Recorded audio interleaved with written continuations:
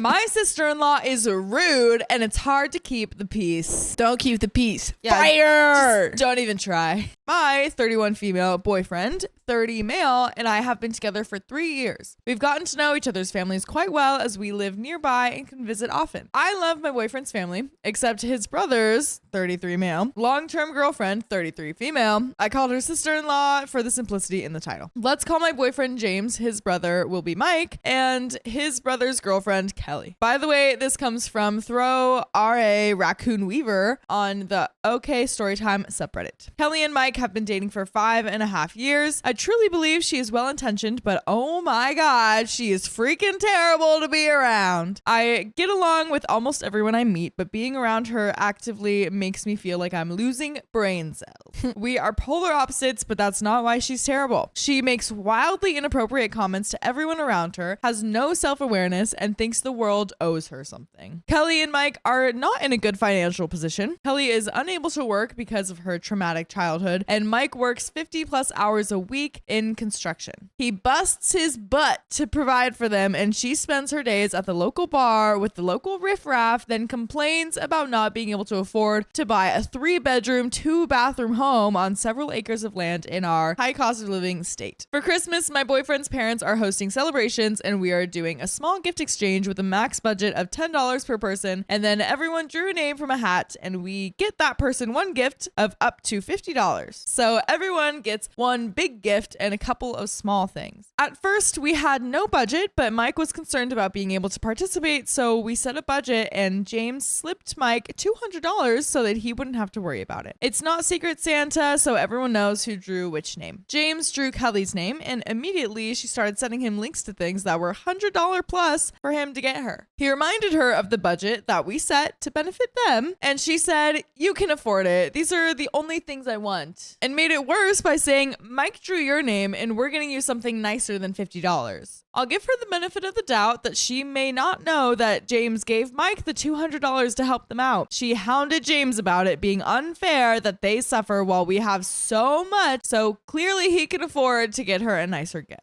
Both James and I are very comfortable, but we've both worked hard for everything that we have. She insulted him, called him greedy, told him that he's selfish and only cares about himself and the fancy life that he lives with me, and that Mike and her resent him for abandoning them. James is the kind of person who would give his last dollar away, the shoes off his feet in a snowstorm, and who acts tough but is actually just a big softie. A lot of people take advantage of that, and he caved. He got her the fancy over budget gift. No, but don't do that, James. Boy, please. Boy, no. James and Mike's parents just kind of roll their eyes at her when she makes weird, inappropriate comments, and their mom has confided in me that she's happy at least James picked a normal one, and that she's glad that she doesn't have to take care of both her sons into adulthood. They are completely unaware of what's happening behind the scenes between Kelly and James. I'm not afraid of confrontation, but don't want to ruin Christmas by losing my crap at her. She's bound to say something or do something because she always does, and I really don't know if I can bite my tongue much longer. I am furious at her. I feel like I'm going to explode if she makes one offhanded comment or snide remark that I'm betting it'll only take 20 minutes for her to say something stupid. It's not about the gift. We don't care about the money. To me, this is icing on the cake of her already poor behavior. To James,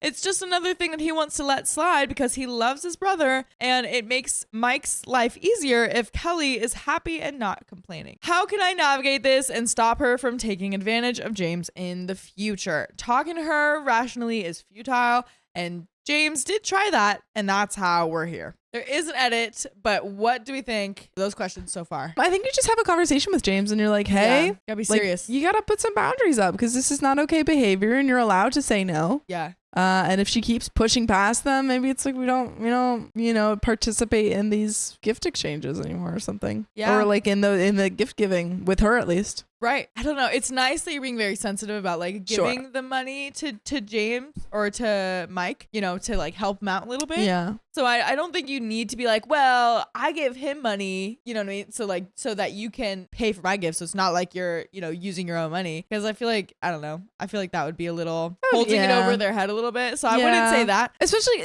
I don't think you can give a gift and then, then be like, well, Yeah. Thank you for all the comments. I'm going to push pause on this account until after the holidays and we'll post an update if anything interesting happens. I've decided to go into this armed with a couple of the quick and simple responses that people have suggested in here. My favorites are, wow, what an inappropriate comment. Or, I can't believe you just said that out loud. James and I will chat too after the holidays. I agree that he needs to set better boundaries, but we can have that conversation privately after the chaos of Christmas. Happy holidays, all. And there are some relevant comments and an update. Comment from Jen5872. Whenever she said something stupid, reply with a simple, what an odd thing to say, and walk away. You can omit the odd part when it doesn't fit the statement. OP responds, as an example of the things she says, my boyfriend has a cousin who had a car accident and one of their legs has a severe burn scar on it. Oh my God. That covers like half of their leg. Cousin was wearing shorts when they first met Kelly. First words out of Kelly's mouth were,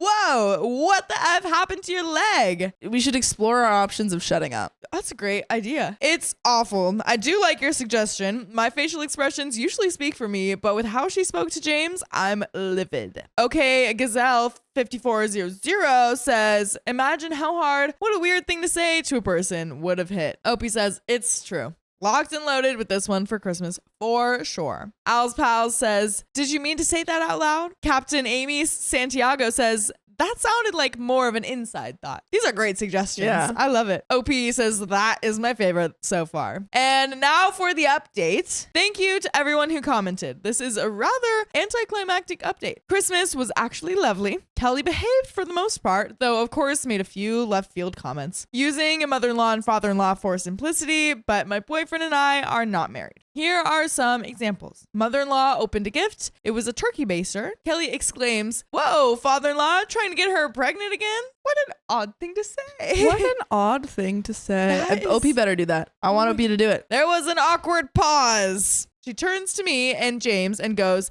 actually, I'm surprised it's not you. And on recommendations from Reddit, I laughingly responded, what an uncomfortable thing to say. Ooh, Good. Ooh, Good. bop, Surprised it's not bow. I love you. that. Kelly went on about how she expected after we took a 2-week vacation that we would be sharing a pregnancy announcement. I responded, well, that's kind of weird. And by the way, what's never, ever weird ever in the whole wide world is if you listen to more stories like this, just check out Spotify, Apple Podcasts, or your favorite podcast app and just search up, okay, Storytime. Do it. But there is a little bit more. But Let's jump into this because let's I want to just- hear OP. Me too. Because that was great. That was great. Yeah. I got James a gag gift that says some sexual innuendo on the butt of a pair of pants. Ooh. Kelly kept making comments about no one needs to know the details of your spicy sleep life. Girlie, you just asked Yeah, like 2 seconds ago. I'll know what you want. Despite that the pants were a joke. This was repeated all night, but I just ignored it. Otherwise, we had a great time and a great family gathering. I wish I had something more exciting, but the answers I got helped me have a few responses in my arsenal to respond to her weird comments, and otherwise I ignored her. Thanks, Reddit. And there are a few more comments. Pied Goose says, no one needs to know the details of your spicy sleep life, but I'm going to loudly speculate about how much of it you had during a trip away. That's so inappropriate to suggest that, like, just because you went on vacation for 2 weeks, now you're going to be pregnant Yeah. because of all the crazy things like going on. Just keep your mouth shut. Just please. All the colors 8762 says, it sounds like you have a better outlook on the situation. That's good at least. Those why did you say that and please explain your sexist, etc. comment phrases work on people who have no social awareness. Honor the Crone says, I disagree. People who make those comments are doing so because they think that they are funny and inoffensive. Repeatedly asking them to explain it lets them know that you don't see the humor and pushes the annoyance to them. I have seen this work. It won't make them act not, but they quit making those comments around.